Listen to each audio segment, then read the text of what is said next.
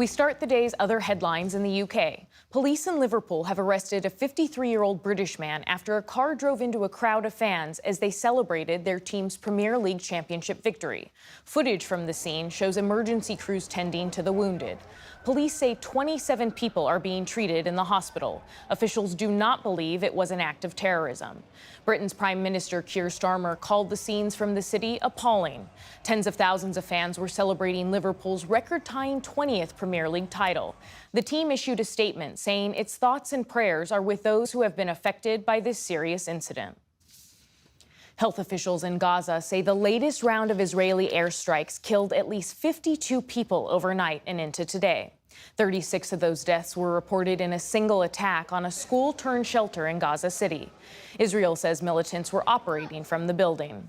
Meantime, the World Food Program says it has more aid trucks standing by to enter the territory. And a U.S.-backed group that's tasked with taking over aid distribution says it's moving ahead with operations after its executive director resigned last night. Supplies started trickling in last week following an Israeli blockade that lasted nearly 3 months. But so far, aid efforts have been slow to reach those in need. They tell you that aid is coming in, but it doesn't reach us. What can I tell you? It's just a drop in the ocean. It's not enough. We only hear about it, but we don't see it. Also today, groups of ultra-nationalist Israeli Jews paraded through the Muslim quarter of the Old City of Jerusalem, at times chanting anti-Arab slogans. It's part of an annual march that marks Israel's conquest of the eastern part of the city. The march often leads to violence, and witnesses say clashes broke out in the afternoon. Israeli police say they arrested a number of people. European officials say there's a new impetus to restart trade talks with the United States after President Trump pushed back the start of tariffs on EU imports. U.S. markets are closed today, but European shares rose on the news.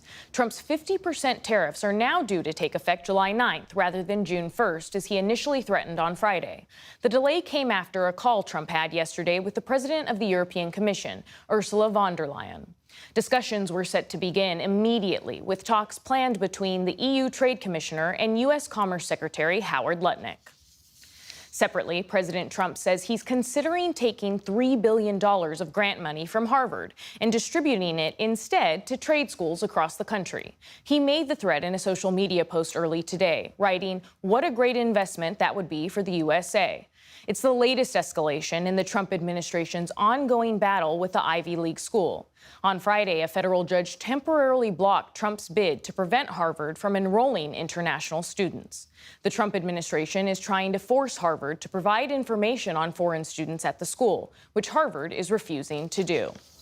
Also today, President Trump says he's pardoning a former Virginia sheriff who was convicted of federal bribery charges. Scott Jenkins was the sheriff of Culpeper County in Northern Virginia. In December, he was convicted of accepting more than $70,000 from local businessmen in exchange for positions within his department.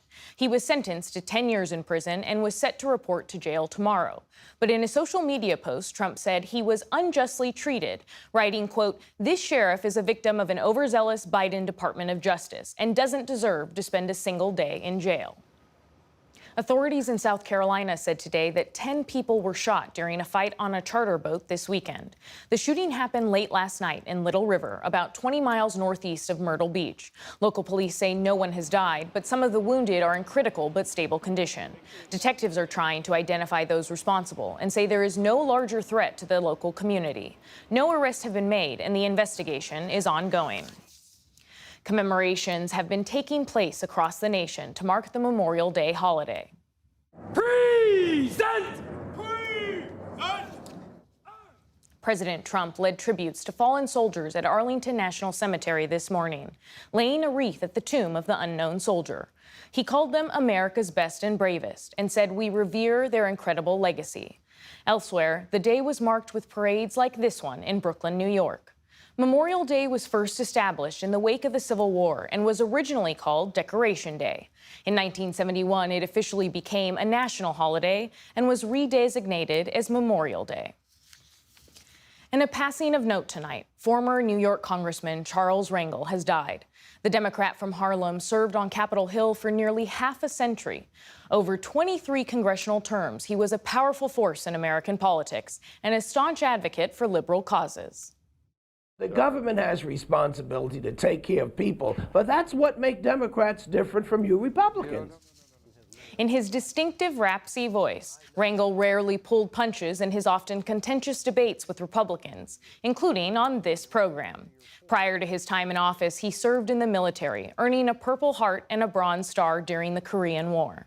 After winning his seat in 1970, he went on to become a founding member of the Congressional Black Caucus and the first African American to be chairman of the powerful Ways and Means Committee. But he was forced to give up that position in 2010 when he was censured in the House for accepting corporate-sponsored trips to the Caribbean. Speaking on the House floor, he told colleagues that history would be his ultimate judge. I know in my heart that I'm not going to be judged by this Congress, but I'm going to be judged by my life, my activities, my contributions to society. His family says Rangel died at a hospital in Harlem today. Charlie Rangel was 94 years old. Still to come on the NewsHour, Amy Walter and Jasmine Wright break down the latest political headlines. A new book on the Russian mercenary group that became so powerful it threatened Putin. And on this Memorial Day, the life and legacy of a Japanese-American World War II veteran. This is the PBS NewsHour from the David M. Rubenstein Studio at WETA in Washington and in the West from the Walter Cronkite School of Journalism at Arizona State University.